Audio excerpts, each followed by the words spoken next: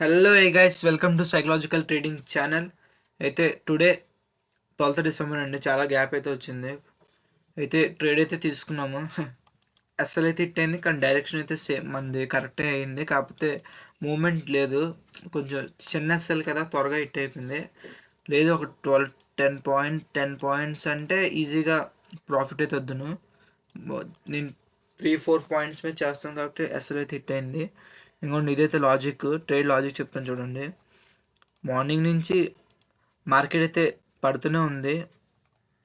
చూసుకుంటే ఫస్ట్ ఇక్కడ మనకి 9:15 క్యాండిల్ డైరెక్ట్ బ్రేక్ డౌన్ అయితే ఇచ్చింది. మళ్ళీ టైం స్పెండ్ చేసింది, మళ్ళీ ట్రెండ్ లైన్ బ్రేక్అవుట్ ఇచ్చింది, మళ్ళీ టైం స్పెండ్ చేసింది, ఈ బ్రేక్అవుట్ వచ్చింది. ఇక్కడ ఎంట్రీ అయితే అయ్యాను. ఎంట్రీ అయితే బాగానే ఉంది, అంతా బాగానే ఉంది. డైరెక్షన్ కూడా సేమ్ అయ్యింది, మనం అనుకున్నట్లు అయింది. ఒకలా పెద్ద ఎస్ఎల్ అయితే ఎక్కువ టార్గెట్ అయితే వద్దును, బిగ్ ఎస్ఎల్ అయితే ఎక్కువ టార్గెట్ అయితే వద్దును. కానీ మనది షార్ట్ ఎస్ఎల్ కాబట్టి ఎస్ఎల్ అయితే హిట్ అయిపోయింది. ఈ గ్రీన్ క్యాండిల్ మీద ఎస్ఎల్ అయితే హిట్ అయిపోయింది. గ్రీన్ క్యాండిల్ దగ్గర ఎస్ఎల్ అయితే హిట్ అయింది. అయితే ట్రేడ్ లాజిక్ అయితే అదండి. చూసుకుంటే ఈ స్ట్రైక్ ప్రైస్ తీసుకున్నాను, ఎస్ఎల్ అయితే హిట్ అయిపోయింది. ఇక్కడ 86 దగ్గర ఎంత దగ్గర ఎస్ఎల్ అయితే హిట్ అయిపోయింది. ఇది గైస్, లేదంటే మంచి ప్రాఫిట్ అయితే వద్దును.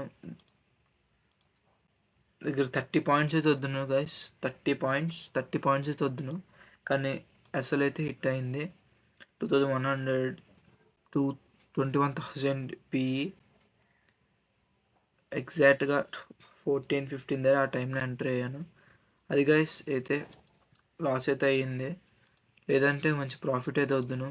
ఇంకా ర్యాలీ అవుతుంది, ఇంకా టైం ఉంది 3:30 వరకు. నాకు తెలిసి ఇది బిగ్ ర్యాలీ అవ్వచ్చు. నాకు అంతవరకు కొంచెం టైం పాస్ చేసి ఇంకొంచెం వెళ్ళొచ్చు. ఈ సపోర్ట్ వరకు అయితే వెళ్ళొచ్చు గైస్. చూద్దాం మరి ఏమవుతుందో.